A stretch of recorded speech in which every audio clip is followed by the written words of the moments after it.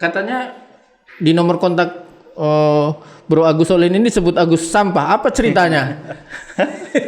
Ya, Kalau di pemasaran ini, emak-emak ini salah satu medium influencer yang paling kuat karena ceritanya emak-emak ini lebih cepat dari kecepatan cahaya. kita mengedukasi masyarakat bahwa membakar sampah itu buruk gitu loh. Membakar sampah itu tindakan yang kurang tepat ya. Jadi termasuk dari mulai suhu, kemudian udara dan seterusnya, itu kan akan terjadi banyak pencemaran akibat dari sampah. Teknologi seperti contoh nih, sederhananya GoFood aja. Itu GoFood tuh kan bisa menambah kapasitas sampah. Oh, jadi banyak banget ini ya. Ada 240 grup WhatsApp. Mama di situ Bandar Lampung. Ngehibah nggak?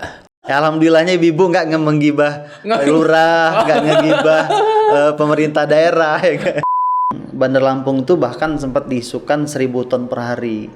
Bandar Lampung, ibu kota di Provinsi Lampung, yang notabene adalah kota madya, ini jadi sorotan dari sisi nasional pun juga kota kita ini jadi sorotan. Pernah ya tahun berapa jadi disebut kota sampah ya? Nah, pernah dulu disebut sebagai ya kota dikatakan kota kotor, dalam tanda kutip ya, kota kotor ya.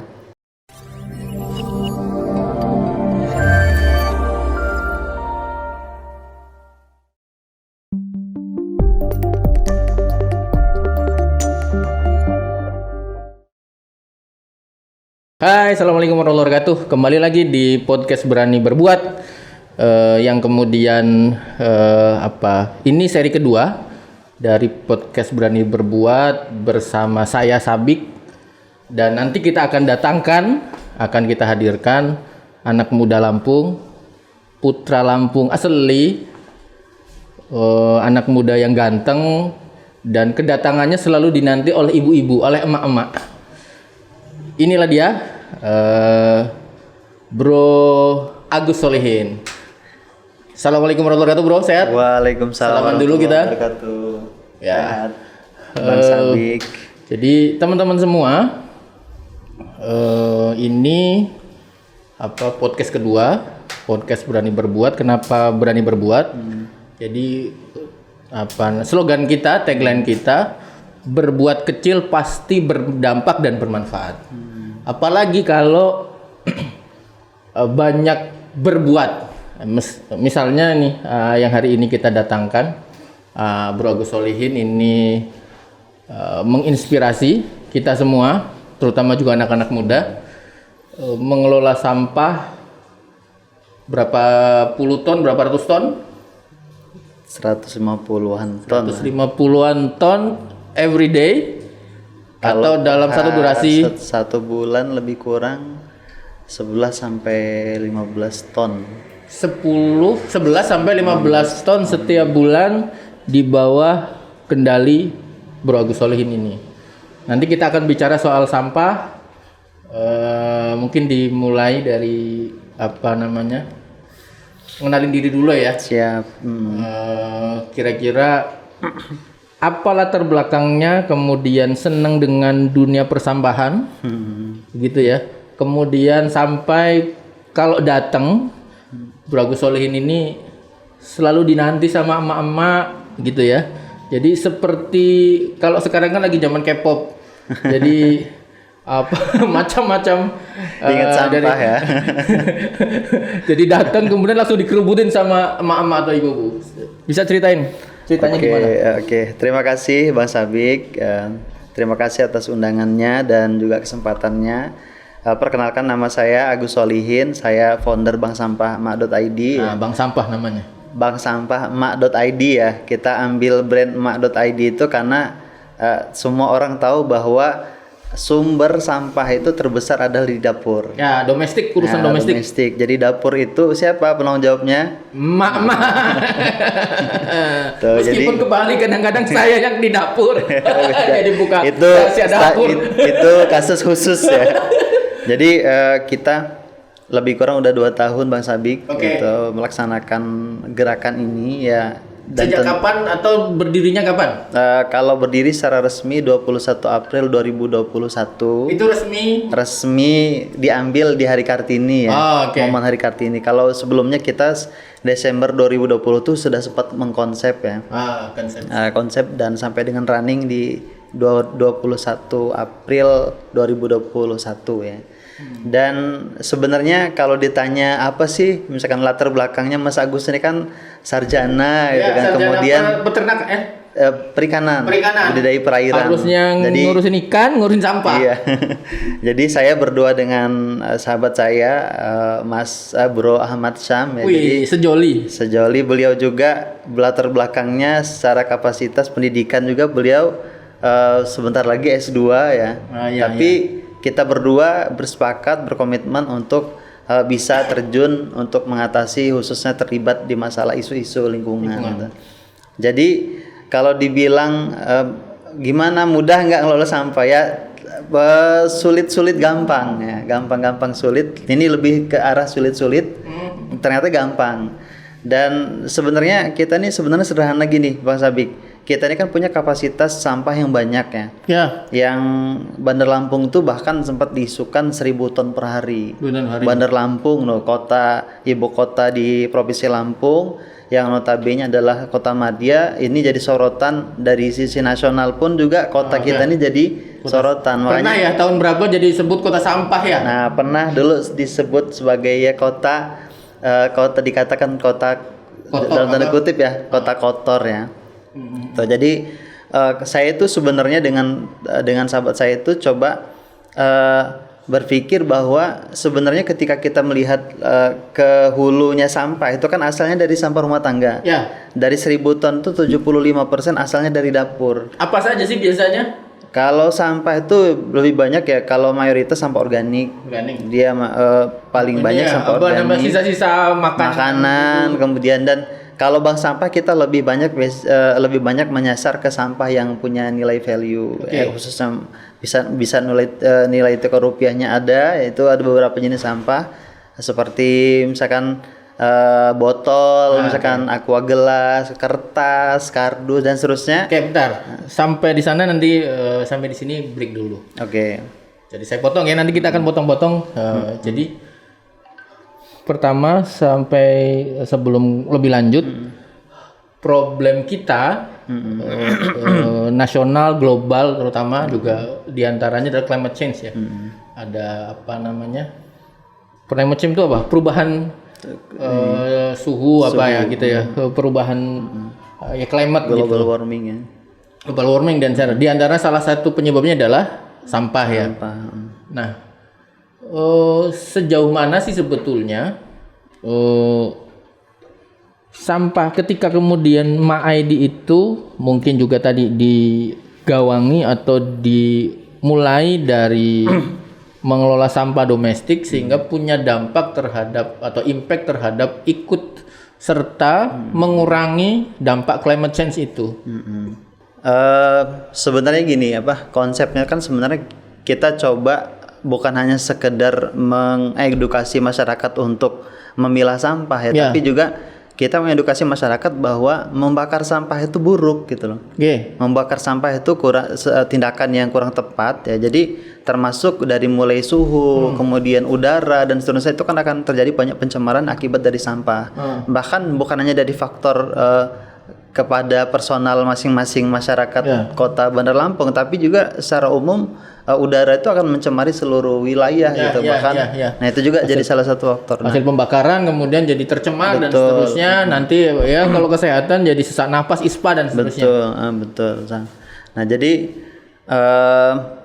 langkah mendasarnya sebenarnya kita mengajak ibu-ibu tuh untuk bisa pertama gerakan membiasakan memilah dulu, itu pertama. Memilah dari rumah dulu. Dari rumah, karena ketika kita mau masuk ke tingkat yang lebih tinggi, misalkan contoh di samping memilah kan ada pengelolaan. Nah, sebelum masuk ke arah pengelolaan tuh kita mesti mengajarkan ibu-ibu tuh kerjaan yang paling ringan dalam pengelolaan sampah itu memilah dulu. Nah, belum mengelola dan seterusnya. Ketika kita sudah masuk ke ranah pengelolaan itu babnya mesti ada bantuan sumber daya yang lain seperti misalkan teknologi atau seterusnya. Kalaupun mau diambil dari sisi tradisional ya sampah organik bisa kita gunakan untuk pupuk kompos, untuk budidaya maggot, lalat BSF itu bisa. Tapi kalau seandainya mau lebih arahnya ke arah apakah sampah organik itu bisa dicacah, bisa dibubur atau mungkin sampah yang anorganik bisa yang residu ya khusus plastik kemasan itu bisa digiling, dipres dan seperti itu mesti ada bantuan teknologi ya itu. Nah, makanya kemudian kan gini di antara misalnya kalau pengelolaan sampah itu kan salah satu isu terutama isu perkotaan kan. Sementara di daerah-daerah itu rasanya mungkin belum menjadi perhatian. Kira-kira apa sih yang menyebabkan itu? Ya pertama mungkin kalau saya bisa katakan ya karena isu lingkungan ini kan 5 tahun ke belakang ini kan dia semakin diperhatikan ya. Artinya dengan banyak perubahan cuaca, perubahan kondisi lingkungan, semakin banyaknya pertumbuhan penduduk, tambah dengan teknologi seperti contoh nih sederhananya GoFood aja. Itu GoFood tuh kan bisa menambah kapasitas sampah dari kemasan dan seterusnya itu ternyata teman-teman yang biasa nge-GoFood itu rata-rata kemasannya styrofoam. Styrofoam itu adalah salah satu jenis sampah yang tidak bisa terurai. Ini teman-teman, artinya teman-teman yang seneng GoFood itu menjadi salah satu kontributor meningkatnya sampah. Nah, itu. Ini ya lebih kurang begitu, lebih kurang. Pernah nggak menghitung berapa gitu ya? Ketika GoFood misalnya di nasabah, kan punya nasabah ya. Seberapa meningkat ketika nasabah itu GoFood gitu sehingga setelah dihitung ada sekian ton atau sekian kilo gitu. Contoh saya kalau data secara persis sih nggak ada, cuman yang jelas kita bandingkan di suasana COVID ya. Suasana COVID itu kan nggak ada interaksi ya. Artinya masyarakat makan di rumah, masak di rumah.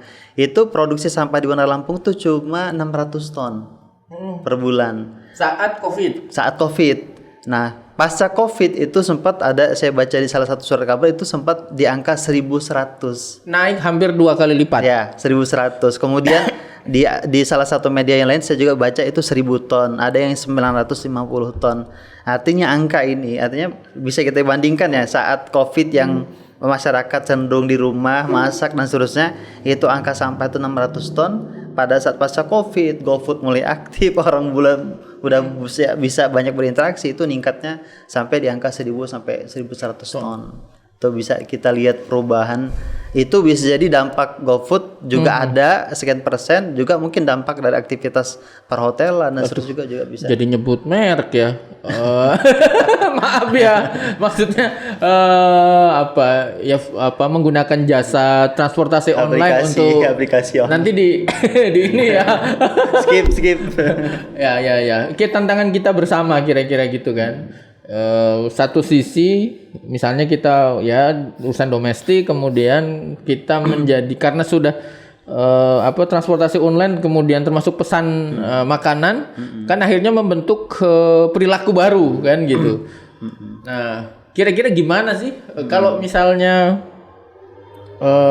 Mak Aidi ini punya idenya gimana? Kalau sebenarnya ide itu sudah banyak dipublikasi di media nasional ya, termasuk paradigma baru pengelolaan sampah. Nah, ini kan kita mesti paham bahwa dulu ya, saya ambil perbandingan 10 tahun sebelum ada aktivitas sekarang ya, semakin semaraknya makanan-makanan siap saji, juga snack dan seterusnya. Itu dulu masyarakat tuh cenderung seluruh sampah rumah tangga masukin plastik, diikat, habis itu taruh di depan rumah kan. Nah, sekarang semakin banyaknya pertambahan penduduk, ditambah lagi dengan aktivitas pemesanan makanan semakin banyak, mau melakukan aktivitas yang sama itu sama aja. Ya kita lihat aja, pasti otomatis kan ketika ada perubahan kebiasaan mesti ada penyikapan yang lebih gitu loh. Artinya paling tidak mereka memilah gitu kan, mengelola dan seterusnya. Makanya paradigma baru ini bagus gitu. Kenapa? Karena ketika kita sudah terbiasa mengelola sampah, memilah sampah, setelah memilah kita mengelola sampah, membuat dan seterusnya, pengembangan sampah itu sendiri, penggunaan sampah-sampah organik untuk pupuk dan seterusnya, itu jauh lebih lebih bagus lah. Itu salah satu bagian dari arahan dari pemerintah agar sampah itu kalau bisa dikelola ya, termasuk dipilah, reuse, recycle untuk diolah recycle itu di daur ulang ya. Kemudian menjadi barang yang lebih bernilai. Betul. Atau sama gitu. Betul. Sama. Sederhananya gini Bang Sabik, kalau kita ke pasar beli ikan itu kira-kira plastiknya berapa lapis? Oke, ratusan. Itu sederhananya. Paling tidak ada penyikapan berupa regulasi dari pemerintah. Yuk, kalau mau beli ikan bawa wadah sendiri dari rumah. Itu kan salah satu bagian yang berani sedikit berbuat untuk mengurangi sampah. Nah, itu. Oke. Nah, dari sini teman-teman, jadi ini ada pesan ya. Mungkin pesan moral lah kita sebut ya, bahwa sesungguhnya kita ini bisa melakukan sesuatu yang kecil, berbuat yang kecil, dan itu berdampak gitu. Contohnya tadi kalau kita ke pasar, ya bawalah apa yang kemudian bisa menampung dari rumah kan. Kadang-kadang ya mungkin juga karena sudah jadi perilaku kan. Di pasar ada banyak lapak kan. Kita beli sayur, kemudian habis itu beli daging misalnya ayam, kemudian ikan. Kemudian apalagi tempe gitu kan. Nah, masing-masing di situ ada plastiknya. Jadi kalau ada tempat 10 lapak 10 plastik kan gitu. 10 plastik. Belum ikan berapa lapis? Ya. Supaya satu ikan untuk ikan, satunya untuk dijinjingannya. Jadi plastiknya masuk dalam plastik. Kadang 3 lapis padahal. Tuh, sederhana gitu sih Bang Sabik. Ya. Nah, ini cerita nanti balik lagi ke Emak Aidi. Sekarang Emak Aidi bermitra dengan siapa saja yang kemudian mungkin masuk dalam komunitas lingkungan? Secara khusus kita bagi jadi 3 bagian ya. Jadi Emak Aidi itu bermitra pertama dengan masyarakat, termasuk lurah, juga para lurah, aparatur kelurahan. Kenapa? Karena memang lurah itu yang punya akses untuk masuk ke kelompok ibu-ibu. Oh ya. Jadi sederhananya kan kelompok ibu-ibu itu kalau nggak arisan, pengajian, kalau enggak biasanya senam. Kalau enggak ya biasanya ibu-ibu PKK. Kan biasanya komunitas itu biasanya lapak ibu-ibu yang bisa kita masuki untuk mengedukasi masyarakat. Atau coba mungkin saya potong. Pernah nggak teride inspirasi senam sampah atau kayak mana gitu? Kalau senam. Sejauh ini sih belum. Mungkin habis senam milah sampah mungkin. Ngambilin sampah.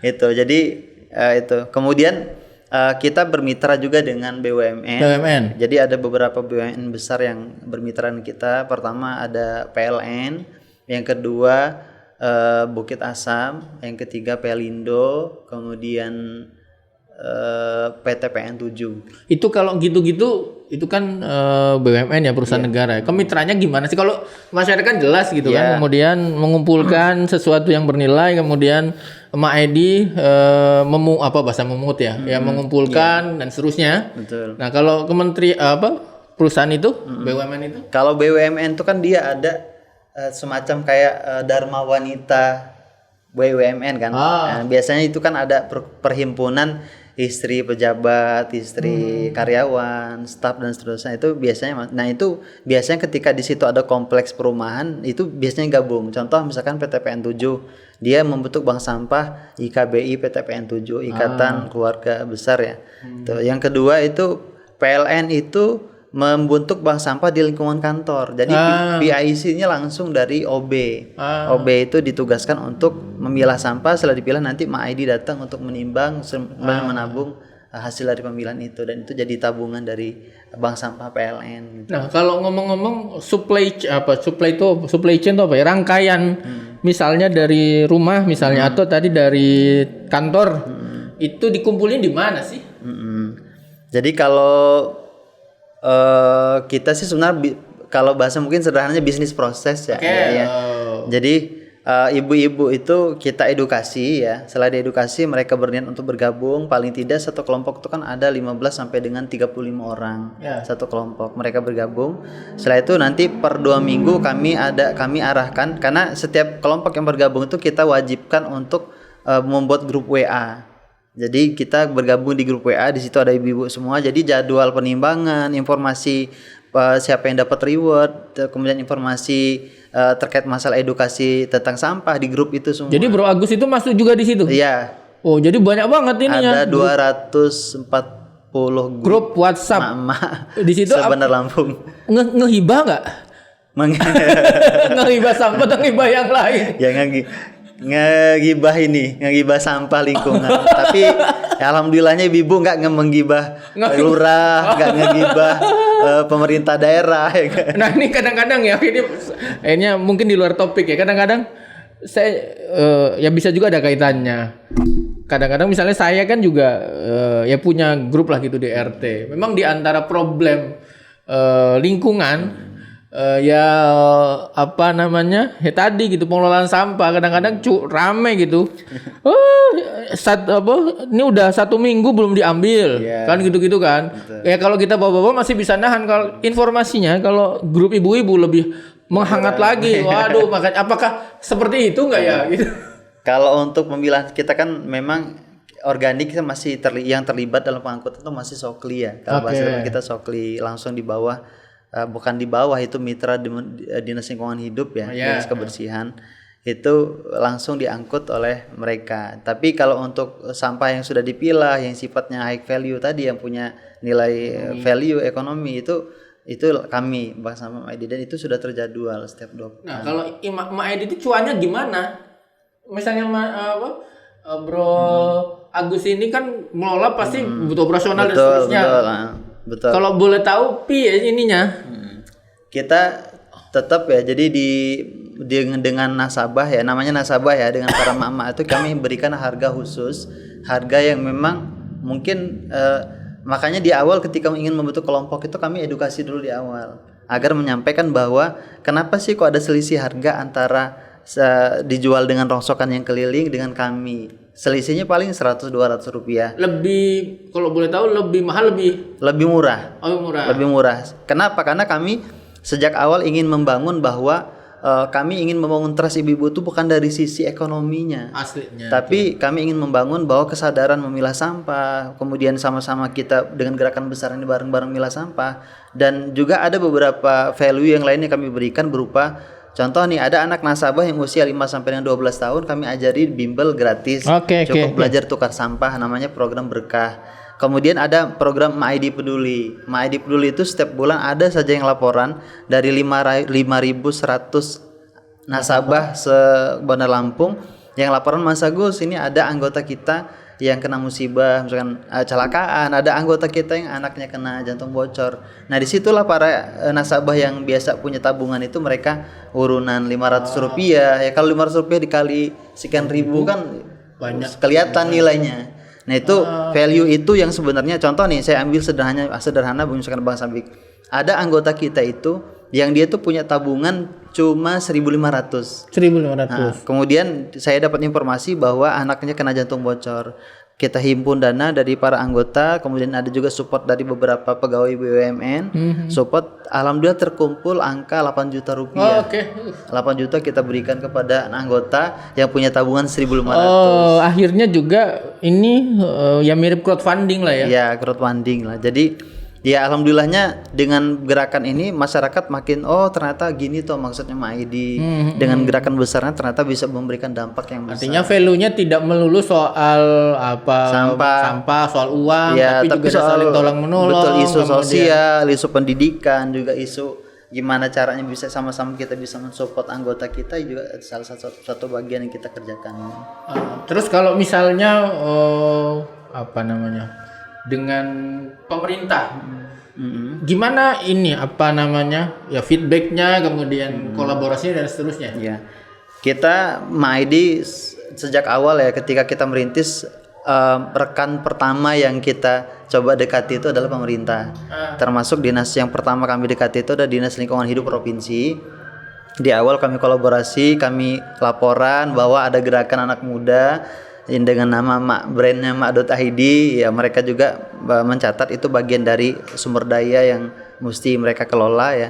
Yang kedua baru saya laporan dengan Dinas Lingkungan Hidup Kota. Dan alhasil di tahun pertama kita melakukan gerakan ini dengan percepatan pertumbuhan di 2.000 nasabah yang bergabung di tahun pertama. Tahun kedua di angka 5.100 ya. Dan di tahun pertama itu kami dengan Dinas Lingkungan Hidup Provinsi itu diminta untuk jadi koordinator komunitas Bank Sampah se-Provinsi Lampung. Ada berapa komunitas? Ada banyak ya. Bank sampah di daerah juga bergabung di situ di bot group. Itu wacana yang sempat dilontarkan oleh PLT Kadis Dinas Lingkungan Hidup atau sekarang Kadis sekarang itu adalah dibentuknya Asosiasi Bank Sampah se-Provinsi Lampung. Yang saat ini ketuanya adalah Bank Sampah Mak.id. Oh, keren. Mantap. Itu ada rutin obrolan-ngobrolannya atau hanya di grup? Kita ada grup khusus kita buat, ada kopdar juga beberapa hari yang lalu kita kopdar melalui Zoom meeting yang sebelumnya juga kita ketika ada agenda-agenda yang sifatnya nasional ataupun lokal kami juga dilibatkan untuk meramaikan terlibat di acara. Nah, terus ini mungkin agak melebar lagi tapi juga ada kaitannya. Sempat di tahun lalu kalau nggak salah ya, atau 2021 ya, rencana pemerintah provinsi akan membangun PLTSA, pembangunan listrik tenaga sampah. Pernah dengar? Pernah. Tahu seperti apa situasinya? Terus apakah Mak.id juga ikut mungkin sumbangsan dan seterusnya? Iya. Untuk wacana itu saya sih tidak tahu secara mendetail ya Bang Sapi. Jadi sempat saya di momen dulu pernah ada kolaborasi dengan Universitas Lampung. Itu kolaborasi, ada program namanya KKN kolaborasi. Saya sempat intens komunikasi dengan kampus ya, termasuk TPST di Unila, Bank Sampah Unila, kemudian juga ada wakil rektor ya. Dan sempat juga saya dengar wacana itu beberapa TPST ya, termasuk beberapa dosen sipil dilibatkan untuk melihat kondisi Bakung, area Bakung. Di sana sempat ada wacana untuk dibangun PLTSA ya. Tapi ya sejauh ini saya sih sejauh saya mengkonfirmasi keberlanjutannya dengan rekan di kampus sepertinya belum ada kelanjutan gitu Bang Sabik. Tuh sih. Nah, kalau misalnya itu ada apa pendapat? Positif atau mungkin perlu ditinjau ulang atau seperti apa? Tergantung dari sisi mana diminta pendapat ya. Kalau dari sisi saya sih sebenarnya selama itu punya dampak untuk mengurangi sampah, termasuk sampah-sampah yang residu plastik khususnya yang nggak bisa daur ulang, yang nggak bisa diolah, itu saya sih silahkan gitu lah. Artinya kami terbuka gitu dengan gerakan kami juga kita bisa berkolaborasi. Dan akan tetapi sebenarnya sempat ada keberatan dari pihak lokal ya sekitaran TPA Bakung yang beberapa masyarakat keberatan. Kenapa? Karena itu ada sumber daya listrik yang besar gitu loh. Namanya pembangkit ya. Jadi di situ juga pasti dari tanah dan lingkungan pasti akan berdampak gitu. Nah, itu juga yang saya tahu juga yang banyak masyarakat sekitar itu yang keberatan. Tapi ini saya kurang paham pasti seperti apa detailnya, tapi nanti mungkin ini juga jadi salah satu bagian yang mungkin dari podcast Huawei TV mungkin bisa menggali lebih dalam gimana perkara itu. Terus kita soal Mak.id. Waktu kapan ya saya pernah mungkin juga lihat ada dokumentasi entah mewakili Mak.id atau enggak ikut dalam proses pembahasan rancangan peraturan daerah. Oh iya, betul. Apa sih substansi di perda itu dan mau dibawa kemana? Itu levelnya kota kan? Iya, kota. Sebenarnya gini sih, kita kalau untuk masalah perda ini kan sebenarnya kaitannya pertama PR-nya adalah sampah ini sudah belum menjadi isu strategis di pemerintah kita, dan sekarang nampaknya gimana realitanya belum. Jadi sekarang prioritas pembangunan dan seterusnya itu jauh belum sampai ke arah pengolahan sampah ya. Jadi untuk masalah isu lingkungan belum menjadi isu strategis. Dan yang kedua sebenarnya ketika saya diskusi dengan komisi berapa ya yang masalah Dinas Lingkungan Hidup, saya lupa persisnya. Kalau kota ya soal itu ada dari fraksi PKB, PKS, kemudian Gerindra, kemudian PAN juga kalau tidak salah juga hadir. Dan diskusi kami itu sebenarnya karena kami kan praktisi. Kami tahu persis gimana di lingkungan, di masyarakat respon mereka terhadap masalah isu sampah. Jadi di Perda itu sebenarnya punya visi. Gimana caranya Bandar Lampung itu menjadi kota bersih, kota sehat dan seterusnya. Tapi ya kalau seandainya kita menginginkan Bandar Lampung untuk menjadi kota yang bersih dan kota sehat, juga jadi salah satu bagian dari koreksi kita ya, mobil-mobil tuh kadang-kadang mobil sampah itu masih bercecer, baunya masih mencemari udara. Nah itu kan enggak ini ya. Enggak apa ya. Enggak sejalan ya. Enggak asik lah. Asik. Ya.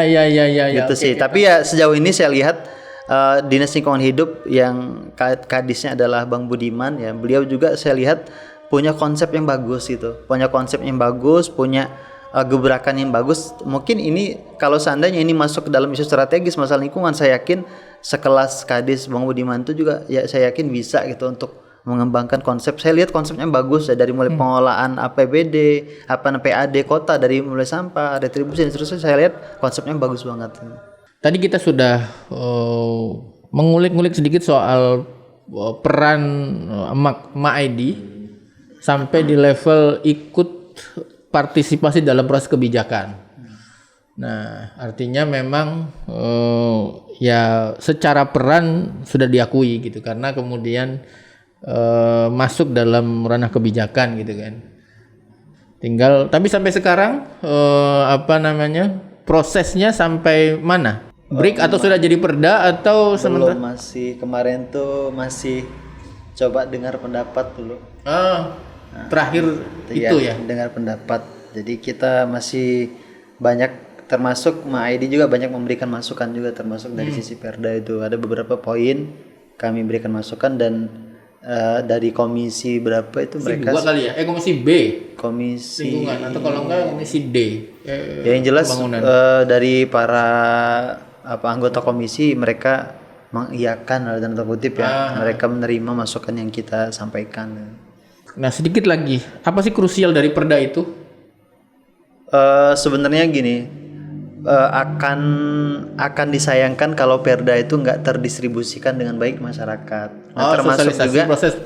Betul. Jadi termasuk kenapa sih kok nggak perda itu menjadi bagian dari kami edukasikan juga gitu di masyarakat. Samping kita mengajak masyarakat untuk cinta lingkungan, memilah sampah, membentuk kelompok.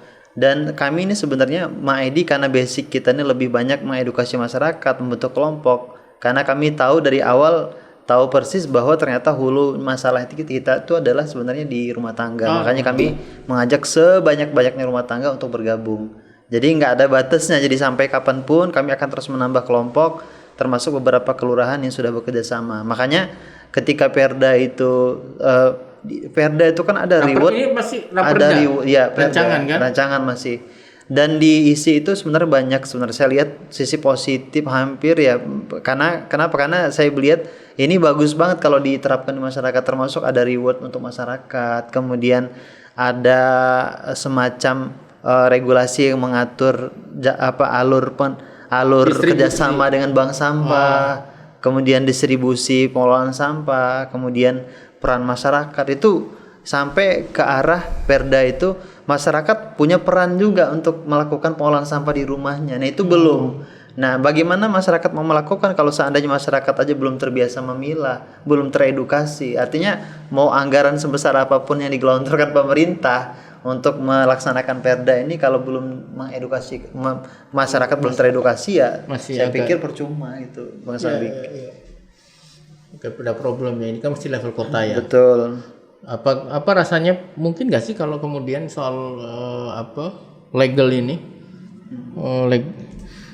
legislasi ini juga bisa juga dibawa ke lebih atas gitu, misalnya ke Perda provinsi. Sebenarnya kalau saya coba lihat sih sebenarnya hampir Perda di provinsi juga hampir sama ya, nuansa bunyi dari sudah deh. Setahu saya ada provinsi di Dinas Lingkungan Hidup provinsi ada, dan hanya saja yang jadi PR-nya sebenarnya Perda ini kan sebenarnya akan dimatangkan di masyarakat dengan mengedukasi dan seterusnya sampai ke tahap pelaksanaan. Kalau seandainya support dari pemerintah mendukung gitu. Ya. Kalau seandainya Perda ada tapi ternyata isu strategis lingkungan ini nggak masuk ke dalam isu strategis, ya saya pikir Perda hanya sekedar Perda nggak tersampaikan di masyarakat. Padahal ini kan paling penting dari Perda itu sebenarnya mensosialisasikan. Ya, maksudnya saya nggak tahu, saya belum, memang ketika menelisik misalnya bicara soal RPJMD kan, rancangan pemerintahan daerah jangka menengah daerah, ya mungkin secara letterleh redaksinya sih ada, mungkin tinggal kemudian menjadi sesuatu yang amat dipentingkan gitu ya, apalagi ke depan kan isu lingkungan semakin kuat gitu ya. Ketika proses membangun persepsi, bicara persepsi kan, peran-peran MAID dari awal kemudian sampai sekarang kan tentu juga butuh diterima oleh publik kan gitu ya. Selama ini apa saja perangkat yang kemudian digunakan sehingga kemudian setidaknya publik tahu, masyarakat tahu, atau bahkan kemudian sampai ke stakeholder ya, pemerintah atau bahkan tadi BUMN, BUMD misalnya, kalau ada yang kemudian bermitra kan tentu butuh saluran informasi untuk mendapatkan informasi. Betul. Selama ini cara menyampaikan pendapat, ide dan seterusnya lewat apa sih? Sejauh ini sih kita di awal kita kan sengaja membuat gebrakan itu gimana caranya biar orang banyak teredukasi dan bergabung. Itu kita kejar di awal, itu gimana caranya MAID itu mencapai nasabah 1000 itu dalam waktu secepat mungkin, dalam tanda kutip ya. Kita coba ikhtiar dengan semaksimal mungkin sehingga banyak orang, ternyata masyarakat banyak yang merespon positif. Ini gerakan bagus ini, apalagi dengan pengolahan yang tersistem, misalkan penjadwalan, kemudian pengambilan, penimbangan yang mereka ada kepastian gitu. Ibu-ibu tuh kalau seandainya mereka trauma dengan bank sampah itu karena apa? Karena isu sebelumnya ketika mereka mendengar kata-kata bank sampah itu mikir mereka tuh cuman sosialisasi, habis itu nggak diapa-apain. Oke. Artinya selama ini sesungguhnya sudah ada, tapi kemudian karena ada tadi pengalaman yang kemudian ini menjadi kalau dengar bank sampah menjadi lebih baik menjauhi kira-kira gitu. Jadi masyarakat masih ketika di awal ya, ini Bang Sabi, kami ada beberapa tantangan sih di awal. Itu pertama, masyarakat bank sampah katanya paling diedukasi bentar, habis itu besok nggak diapa-apain katanya. Jadi nggak ada saluran yang menghubungkan antara nasabah tuh dengan pengelola gitu. Gimana kapan diambil? Kadang-kadang tahu muncul mau pengambilan. Lah kapan nih, belum siap ngapa-ngapain. Tapi kalau kami wajibkan mesti gabung di grup WA. Jadi informasi baik itu melalui personal chat mereka, kemudian juga ataupun melalui media grup WA itu kami sampaikan rutin. Dan sebenarnya dari cara kami mengumpulkan edukasi sebanyak-banyak masyarakat, kemudian disitulah kadang-kadang corong informasi kami ini dilihat oleh berbagai pihak, itu dari ya ibu-ibu itu update status di WA karena buat konten saat penimbangan, karena emak-emak ya too much speak. Itu oke. Memang kalau di pemasaran ini emak-emak ini salah satu medium influencer yang paling kuat, karena ceritanya emak-emak ini lebih cepat dari kecepatan cahaya. Bukan begitu? Betul. Itu jadi media mama. Jadi kadang ada orang yang ternyata ada BUMN yang tahu kami itu dari informasi tetangganya yang bergabung dan seterusnya. Itu Bang Sabik. Ya. Sampai sejauh ini sih, sampai kami udah bekerjasama dengan perguruan tinggi ya, termasuk sempat terakhir itu dengan Unila di program KKN kolaborasi, juga membentuk bank sampah Unila, Poltekkes membentuk bank sampah Golden. Di kampus-kampus dan lingkup pendidikan juga. Kampus juga. Di lingkup pendidikan di sekolah-sekolah di Bandar Lampung sudah ada 40 sekolah yang bergabung. 40 sekolah. Bank sampah sekolah. Dari tingkat SMA, SD, mayoritas SD yang bergabung. Tuh, jadi di sekolah itu wajib membentuk gudang bank sampah, kemudian perangkat-perangkat pilahnya seperti kotak sampah mereka wajib adakan, sehingga ya saya lihat sekolah-sekolah yang sudah bergabung itu, saya lihat sekarang udah lebih tertata dari sisi pengolahan sampah plastik ya, termasuk botol, mana tempat botol, mana tempat kertas gitu, sehingga ketika penimbangan ya, ketika saat penimbangan satu sekolah tuh kan dapat 200.000, 300.000. Uang itu biasanya dikelola sama pihak sekolah untuk program-program sekolah termasuk OSIS yang juga dilibatkan gitu. Nah, makanya saya jadi terfikir nih, maksudnya tadi balik lagi soal legislasi kan, tata aturan perundangan di daerah. Saya kira ini ya, kalau saya sih berpikir soal pengelolaan model bank sampah rasa-rasanya memang harus ada aturan payung hukum kan gitu ya. Meskipun kayaknya sih ada, misalnya di kota ya, sudah ada sebelumnya kan, bahkan pengelolaan di masyarakat kan sudah diatur. Cuman supaya lebih tersistematis kayaknya lebih dikuatkan lagi, termasuk di level provinsi kan gitu. Betul. Jadi bukan hanya sekedar komunitas ya, tapi dia mesti berpayung hukum juga. Dan terformalisasi. Betul. Dan kemungkinan kan bukan kemungkinan, kemudian menjadi lebih kuat gitu kan daya dobraknya, bahkan juga menjadi medium yang baik dalam rangka ikut mengurangi sampah secara mikro. Kalau secara makro kan juga dampaknya juga baik, luas juga untuk mengurangi climate change tadi kan gitu. Sama ini satu lagi Bang Sabik, dulu ada ketika dulu awal sebelum membentuk gerakan ini, sebenarnya saya sering dengar kata-kata orang sampah jadi berkah. Jadi berkah. Ternyata saya sekarang sudah menemukan jawaban itu gitu loh. Oh, sampah jadi berkah ternyata apa? Ketika kami sudah mengelola sekian ribu anggota, kemudian mengelola sampah sekian banyak. Apa berkahnya? Nah, ternyata berkahnya itu bisa berdampak. Contoh nih, kita membuat gerakan ngebantu orang yang kena musibah aja. Dalam hitungan waktu beberapa menit bisa ngumpulin sekian ratus ribu rupiah. Bahkan gitu. Bahkan juta. Samping satu sisi juga dari 5.000 anak anggotanya ada yang anak-anak yang pengen yang mungkin aktivitasnya kadang-kadang main handphone terus. Jadi untuk mengalihkan perhatian mereka terhadap handphone, kita buat kelas berkah, belajar tukar sampah, bimbel bahasa Inggris, matematika, kemudian diskusi terkait pengerjaan tugas sekolah. Itu mentor atau mentor? Kami ada volunteer. Volunteernya? Kita buka volunteer para pengajar yang sukarelawan mengajar para anggota. Dan program ini sudah jalan lebih kurang 1 tahun Mas Abik. Yang berkah belajar tukar. Belajar. Itu terpusat atau di titik-titik kelompok. Itu kelompok namanya. Jadi dia kelompok itu kan anggotanya kan lebih kurang 15 sampai 40-an orang ya. 15 sampai 40 orang. Nah, jadi biasanya ibu-ibu itu satu kelas itu kan 10 anak. Nah, 10 anak tuh biasanya setiap kelompok tuh, contohnya Mas Agus, saya ini sudah buat nih ada 10 anak yang mau belajar. Nanti kami datangkan satu mentor per 10 anak gitu. Kalau ada 20 anak berarti 2 mentor. Rata-rata mahasiswa atau alumni? Mahasiswa, rata-rata mahasiswa. Jadi kita punya komunitas namanya komunitas MAID Sahabat Lingkungan. Nah, di komunitas itulah tempat kumpulnya para volunteer. Anak-anak mahasiswa, anak sekolah di situ yang mau tahu tentang MAID, kegiatannya apa, mereka dilibatkan dalam kegiatan-kegiatan kita, itu di situ kita kumpulkan di komunitas itu. Sebelum diakhiri, mungkin apa pesan untuk masyarakat? Oh, belum nih. Ada satu kata kunci sebelum sampai sana. Berkah yang lain tadi kan bisa saling berbagi dan seterusnya. Kalau berkah untuk diri sendiri apa? Pertama, gaji bulanan ada. Gaji bulan ada. Dari pengelolaan sampah itu. Termasuk juga kita kan punya tim tuh ada 6 orang tim ya. Artinya 6 orang tim itu latar belakangnya rata-rata mahasiswa S1, alumni kampus-kampus, ada Unila, kemudian UIN gitu.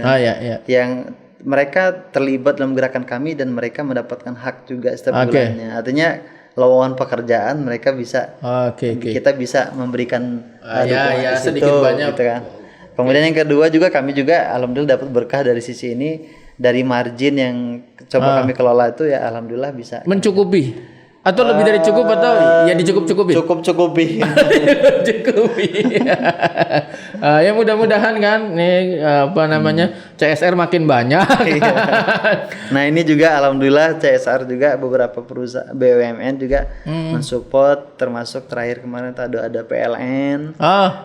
PLN ini luar biasa. Jadi kami UPDK PLN ya di Bandar Lampung yang mensupport penuh, termasuk program jangka panjang. Kami kontrak lebih kurang 3 tahun program membentuk desa Asri di daerah Kedaung Kemiling ya. Desa Asri maksudnya? Desa Asri, kita pengen buat satu percontohan desa yang desa itu bersih, masyarakat terberdayakan, kemudian memanfaatkan pekarangan kosong jadi tempat menanam sayuran dan seterusnya. Dan itu kami buat kami targetkan gimana dalam waktu jangka waktu 3 tahun ke depan daerah Kedaung itu menjadi kelurahan yang jadi gerbang destinasi wisata gitu. Jadi mereka kayak yang mau mampir ke Kampung Vietnam, Melengkung Langit mesti lewat ke daerah Kedaung, muter, lihat dulu desa percontohan. Oke. Gitu Bang Sabik. Oke, ini sebentar lagi mungkin akan kita selesaikan ngobrolan kita. Mungkin ada sebelum kita tutup, apa ada hal-hal yang untuk kuat entah apapun yang kemudian bisa memberikan semangat kepada publik. Mungkin bisa juga cerita, katanya di nomor kontak Bro Agus Solin ini disebut Agus Sampah. Apa ceritanya? Ya mungkin ini ya namanya ibu ya. Mama dia taunya nyimpen kontak biar simple Agus Sampah gitu. Jadi maksudnya Agus Bang Sampah ya. Jadi di situ ada kontak itu nama saya, kemudian setelah saya cek ternyata kontak ini kasih namanya Agus Sampah. Akhirnya diganti jadi padahal ganteng Sampah. Begini. Oke. Ya. Nah, kemudian kalau untuk saya sih sebenarnya ada objek yang ingin saya sampaikan itu kedua satu ini ya, pertama para pemuda, sehingga saya berpesan kepada anak-anak muda di Provinsi Lampung secara khusus, wabil khusus lagi ya di Kota Bandar Lampung. Sebenarnya kita sama-sama punya potensi, artinya pemuda dimanapun bisa terlibat gitu dengan gerakan apapun, baik itu melalui media komunitas atau seperti apa, dan mesti kolaborasi gitu. Jadi kita sama-sama menyamakan suhu kita, menyamakan gerak langkah kita, sehingga ke depan itu bukan hanya, dan kami sadar bahwa MAID itu nggak akan sanggup untuk mengenangi sampah di Lampung, mesti banyak melibatkan anak muda. Maka kami mengajak seluas-luas anak muda di Kota Berlampung untuk bisa terlibat dalam gerakan-gerakan positif. Yang kedua, kami mengajak kepada seluruh aparatur kelurahan, kecamatan, dan khusus kepada pemerintah Kota Bandar Lampung untuk bisa sama-sama mendukung gerakan semacam ini, khususnya yang punya kepedulian terhadap lingkungan, dan membentuk kelompok-kelompok kecil di tengah masyarakat berbasis RT. Karena kan RT itu lebih kurang, kalau untuk masyarakat 30-40 orang saya yakin ada, rumah lebih kurang ada segitu. Jadi basis RT itu luar biasa. Artinya ada satu kelurahan yang saya sampaikan di daerah Kedaton, Kelurahan Surabaya. Itu kami kontrak langsung dengan 34 RT, semuanya harus dibentuk kelompok bank sampah. Ini termasuk kelurahan top lah. Saya sangat mengapresiasi setinggi-tingginya dengan lurah yang punya respon bagus semacam itu. Mari masyarakat Bandar Lampung, saya mengajak seluas-luasnya, mari kita sama-sama untuk peduli lingkungan, dan bukan sekedar peduli tapi ikut dalam gerakan ini dan terhimpun, terkoneksi dengan gerakan-gerakan semacam ini. Gitu. Terima kasih. Terima kasih Bang Sabik dan rekan dari Wawai TV ya, podcast ya. Assalamualaikum warahmatullahi wabarakatuh. Assalamualaikum warahmatullahi wabarakatuh. Ini tadi keren banget ya cerita MAID, kemudian peran-perannya, baik peran di tingkat domestik soal urusan sampah di rumah tangga, bahkan sampai juga di level kebijakan. Jadi sudah punya peran dalam ikut partisipasi ngatur itu di legislasi ya. Nah, jadi ini sudah obrolan kita berhenti, tapi sebelum saya selesaikan, saya mau mungkin sedikit ya kalimat sikat-sikit lah ya. Jadi inspirasi lah mudah-mudahan ya. Berani berbuat kecil untuk lingkungan, membawa perubahan besar untuk bumi. Jadilah energi positif dalam menjaga keberlanjutan planet kita. Terima kasih. Mantap. Nantikan ke depan ada podcast lanjutan seri ketiga. Mudah-mudahan akan banyak kita dapatkan insight-insight baru, sesuatu yang baru. Setidaknya dengan kita menghadirkan orang-orang yang punya peran, kemudian inspiratif, maka terakhir berani berbuat meski kecil pasti akan berdampak dan bermanfaat. Terima kasih. Assalamualaikum warahmatullahi wabarakatuh. Saya Sabik. Sampai jumpa.